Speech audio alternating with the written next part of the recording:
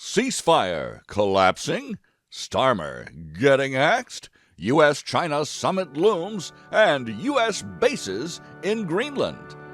Greetings, humanity! Let's grok the news, starting with the most important story in the world today. Dateline, Washington, D.C.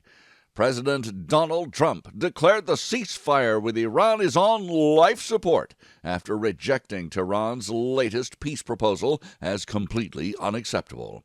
The sharp diplomatic clash has heightened fears that the conflict, now entering its third month, could reignite and further disrupt global energy supplies. Trump criticized Iran's response for failing to address core element demands on its nuclear program and freedom of navigation through the Strait of Hormuz. Iranian officials pushed back, with Parliamentary Speaker Mohammad Bagher Ghalibaf stating that Tehran remains ready for any aggression. The standoff comes as oil prices climb and developing nations face severe energy shortages. Asia is bracing for a second wave of shocks, with limited stockpiles leaving economies vulnerable to protracted disruption from the vital shipping choke point. Regional ripple effects continue. Israel has confirmed it sent Iron Dome batteries to the United Arab Emirates during earlier exchanges.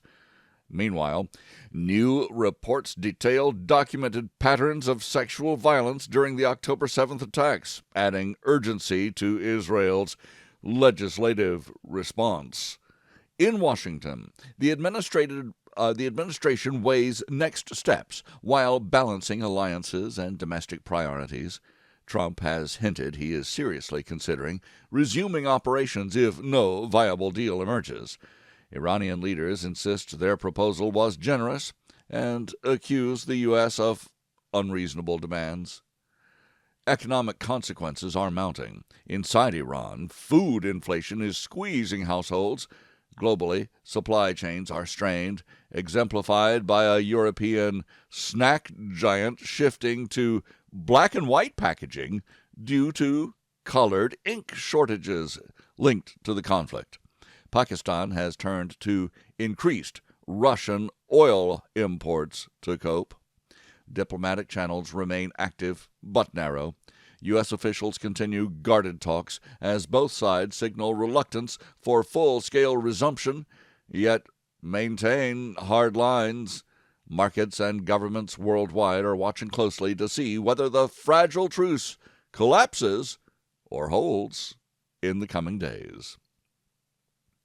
I'm Robert Gardner, using GROK each weekday to truthfully summarize the news, and I season it up and serve it up with my opinions, you can be sure. Well, just like everybody else, only I admit it.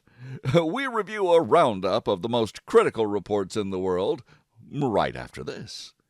God with Us, the story of Jesus, is a full blending of all the Gospels into one continuous narrative, missing nothing from the Savior's life. Inspired by the majestic text of the King James Bible, God with Us is adapted to modern language, formatted for easy reading, divided into brief stories fit for daily Bible study. The story of Jesus, from his birth to his ascension. Find God with Us by me, Robert Gardner, at Amazon.com or wherever books are sold. Now, we grok the headlines from around the world. Dateline London, the UK.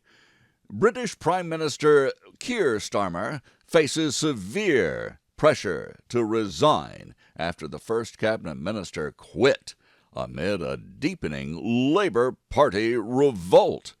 Multiple MPs are openly calling for a leadership contest, while Starmer told his colleagues he will simply focus on getting on with governing, and has not triggered any formal challenge. The crisis reflects broader dissatisfaction with his leadership as the party fractures over key policy directions. This observer has to wonder, what on earth are they thinking over there? The people have told them overwhelmingly to end the impossible amount of illegal foreign immigration, to start deporting illegal aliens, and to stop cozying up to Europe. Keir Starmer promises to double down, saying people are just unhappy that he's not doing it fast enough. Dateline, an upcoming venue to be determined.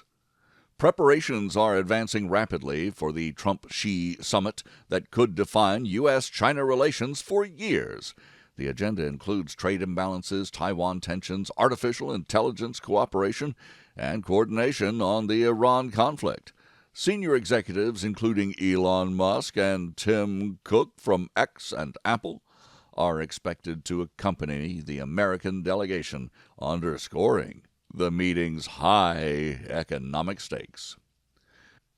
Dateline, nuke Greenland. The United States is engaged in closely guarded, high-tier talks with Denmark to open new American military bases in southern Greenland. The strategic move focuses on enhanced Arctic survival and securing the GIUK gap amid the growing superpower competition in the region. Officials described the negotiations as sensitive and forward-looking. Dateline, Richmond. Virginia Democrats have asked the U.S. Supreme Court to intervene and overturn a Virginia Supreme Court case that has struck down a congressional redistricting plan viewed as favorable to their party, though unfavorable to their Constitution. The appeals escalates a nationwide battle over gerrymandering and voting maps that could influence future House control. Dateline, Kabul and Islamabad. Pakistan's airstrike destroyed a rehabilitation center in Kabul, killing 269 Afghans and triggering widespread outrage.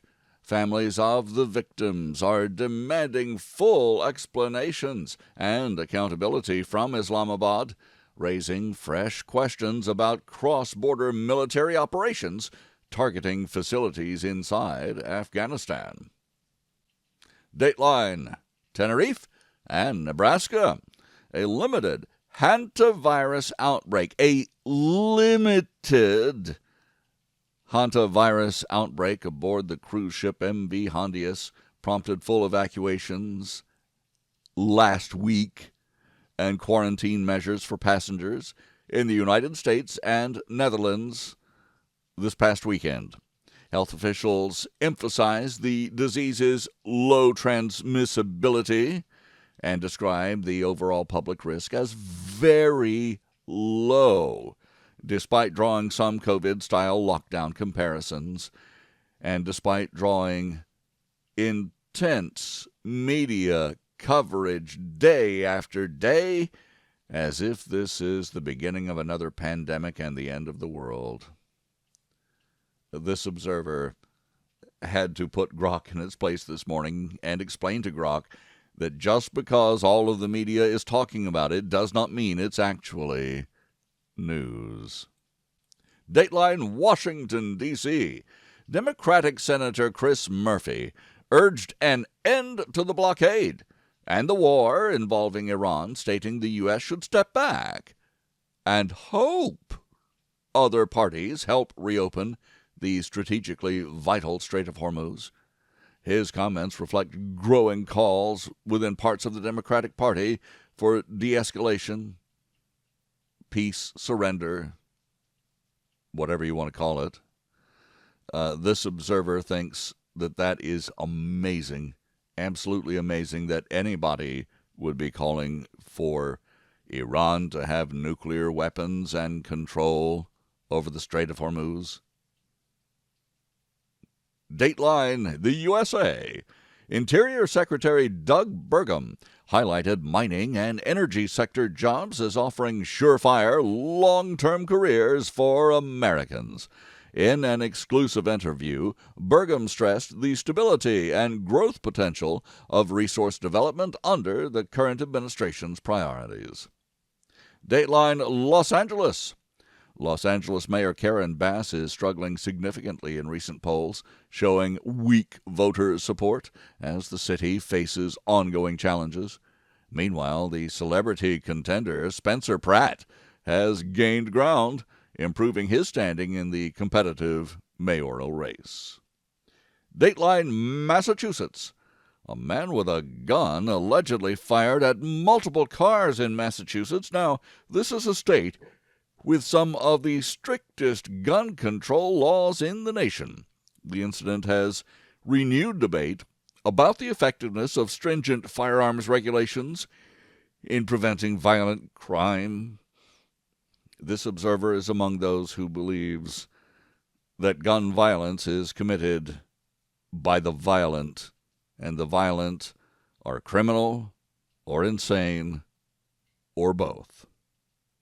Dateline Australia. Indigenous Australians secured a record 150 million Australian dollar settlement after a billionaire conducted mining operations on their traditional lands without their permission. The landmark court victory compensates affected communities and sets a precedent for future resource disputes down under.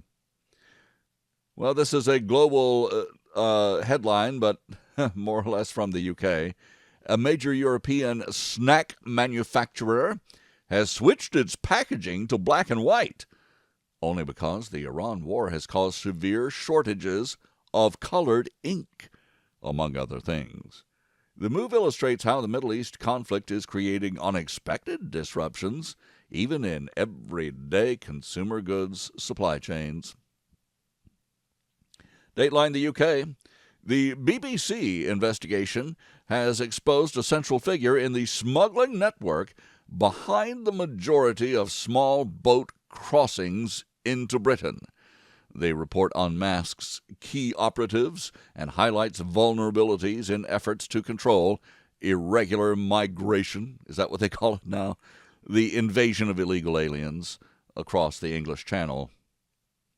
This observer has long said that a leave them in Mexico or leave them in France policy, that is, if the UK still had a navy, which they don't, that would help out tremendously with their immigration problems. They can't even help themselves anymore. Dateline Brussels. The European Union has approved fresh sanctions targeting individuals and entities assisting Russia in the abduction and deportation of thousands of Ukrainian children, they say. The measures aim to address alleged war crimes and increase pressure on Moscow's actions in occupied territories. Dateline India. A senior BJP leader has been sworn in for a second consecutive term as Chief Minister of India's Assam state. The political continuity strengthens the party's hold in the strategically important northeastern region and ongoing regional development initiatives. Global wildfire outbreaks have reached a record high this year as scientists warn of unprecedented heat extremes ahead. Oh, how could they know? I'll tell you, down here on the Alabama Gulf Coast, they don't know the weather from day to day. The surge in fires is linked to changing climate patterns and is raising concerns about impacts on ecosystems by the professionally concerned. They're also professionally concerned about air quality and human settlements worldwide. This observer is less concerned about the alarmist alarms of the alarmists. Dateline Washington. Trump ally Kari Lake has been selected as the United States ambassador to Jamaica. The nomination underscores the administration's emphasis on placing loyalists in key diplomatic posts across the Caribbean and Latin America. Well, this observer can tell you, by looking at American history, nominations always underscore American administration's emphasis on loyalists and rewards for them. Imagine being ambassador to Jamaica from Arizona. Dateline, California. A California mayor faces charges of acting as an illegal agent for the Chinese government.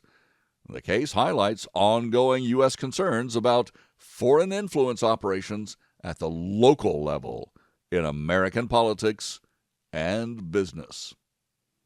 Well, this observer is concerned about that, but that's all the time he has. I thank you for listening. Please join me tomorrow to once again GROK the news. I'm Robert Gardner. Godspeed and God bless.